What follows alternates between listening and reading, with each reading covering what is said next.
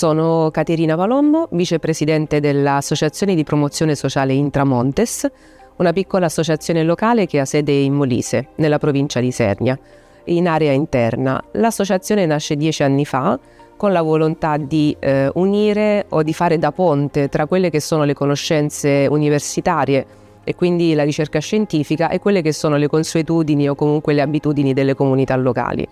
In qualche modo proviamo a trasmettere i valori e soprattutto il valore ambientale dei nostri territori alle persone che lo vivono quotidianamente. Conosciuto questo workshop, sono venuta a conoscenza di questo workshop tramite un'email di Eurosite che seguo da tempo e mi è sembrata un'occasione alquanto ottima e ideale per la nostra situazione. Attualmente Intramontes, insieme a un'altra associazione che si chiama Salviamo l'Orso, gestisce una proprietà di 50 ettari in Appennino centrale, quindi appunto nel comune di Pescolanciano. La nostra missione per quest'area è quella di farne una riserva naturale privata, quindi gestita privatamente, in maniera da contribuire a quello che è il raggiungimento del 30% di aree protette entro il 2030.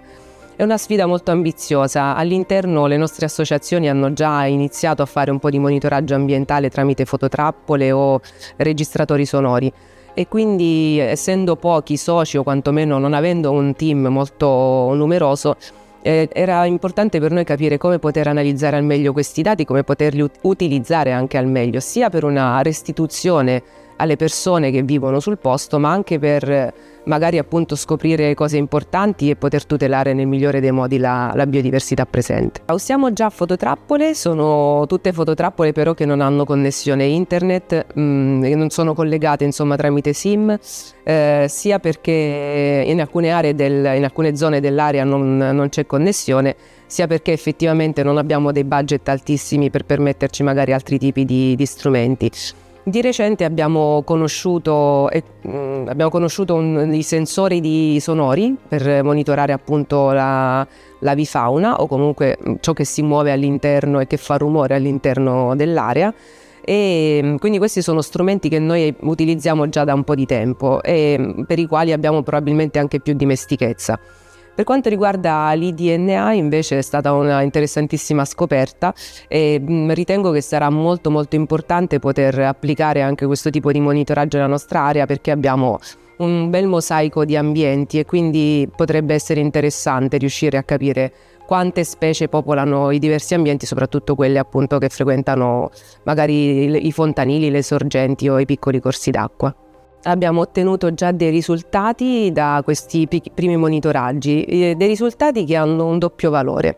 Il primo valore è quello ambientale, perché il primo monitoraggio che abbiamo fatto ci ha consentito di scoprire che all'interno di quest'area, che viene chiamata Macchietelle proprio perché è il toponimo dell'area, quindi per noi la nostra riserva è la riserva Macchietelle, abbiamo scoperto che c'è di tutto. Quindi ci sono un po' tutte le specie faunistiche presenti in Appennino centrale. L'unica specie che ancora non riusciamo a monitorare è l'orso bruno marsicano, a cui teniamo tantissimo e che speriamo di poter accogliere nuovamente in futuro nell'area. Il secondo valore, di questo primo monitoraggio è anche un valore sociale e economico, se possiamo dire, perché l'area è stata acquistata da un tour operator inglese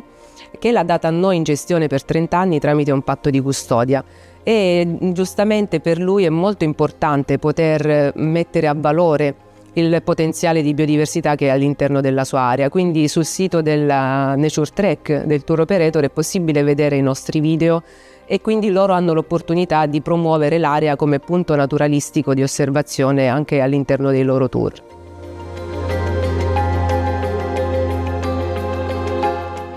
Mi porto a casa la freschezza di nuove idee e anche di nuove opportunità, perché effettivamente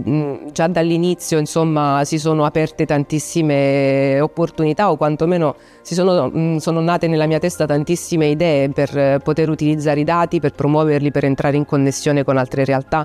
per metterli a disposizione anche di altri in maniera tale da creare un network più consistente e quindi avere un'idea molto più di territorio e quindi di biodiversità in un territorio più ampio e non rimanere nel locale o magari nel puntuale. E poi porta a casa sicuramente tutte le relazioni personali, perché in queste occasioni si conoscono tante persone che condividono le stesse passioni e quindi possono essere come dire fucina di sviluppi futuri per progettualità, ma anche scoperta di nuove opportunità o di nuove tecnologie da applicare sul territorio.